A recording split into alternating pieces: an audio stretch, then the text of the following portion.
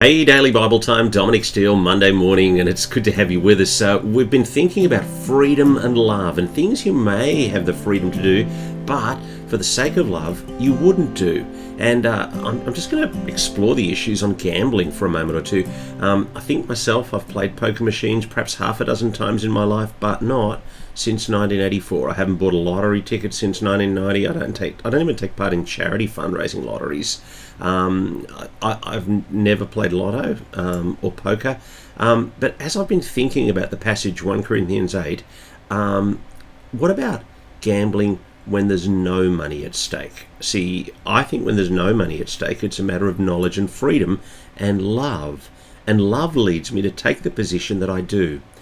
When there's money at stake, other issues come into play, greed, and the greater the amount of money at stake, I think those issues become more significant.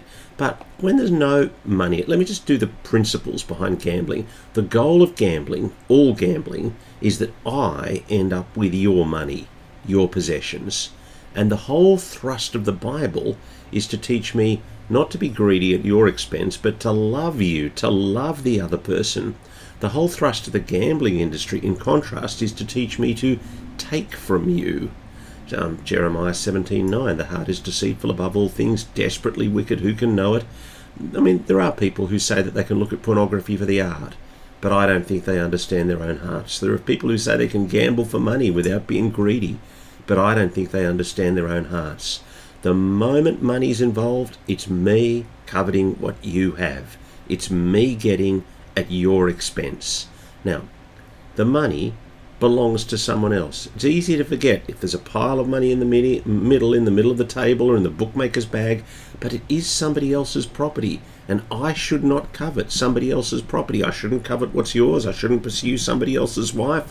I shouldn't pursue somebody else's girlfriend. I shouldn't covet somebody else's money.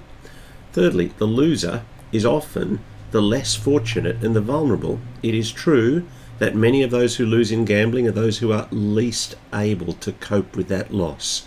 Your win comes at the expense of the most vulnerable in the community. So actually, even on fundraising raffles, I want God to develop a character in me that is generous. And so for years, when somebody's asked me to buy a raffle ticket or sell a raffle ticket, I've decided, do I support the cause? If yes, make a donation of equivalent amount. My position is I want to be a generous person. If I support the cause, make a donation of a greater amount than they're asking for. I want to be a generous person, not somebody coerced into giving. So I'd actually rather that the culture of using gambling for fundraising in our society was wiped out, and we just said, here's a cause, get behind the cause. What about bingo, raffles, Melbourne Cup sweeps, footy tipping? Well, I actually think, and again I'm thinking, for the sake of love, avoid them.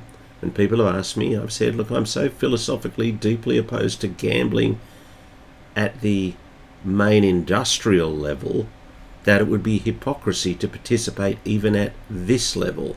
And I've held that position for a long time. I remember a delegation years ago from the churches went to see the Premier of Victoria to oppose the building of the new, well, it was the new casino down then there.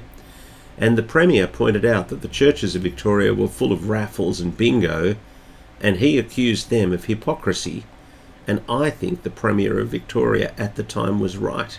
If I'm going to be opposed to gambling on the larger scale, then it's got to impact my behaviour at the smaller local level. So I don't think it's legalism that's led me to this position, but rather a desire to, well, I've got freedom, but I'm going to restrain my freedom for the sake of consistently loving. And I would be saying, if you were to be involved in any kind of gambling, I'd be encouraging you to guard your heart, pledge never to keep your winnings, redistribute the wealth back, give it away. So even on the issue of like a Melbourne Cup sweep or something like that, I'd say, well, okay, personally, I don't take part in the Melbourne Cup sweeps, and I'd advise against it.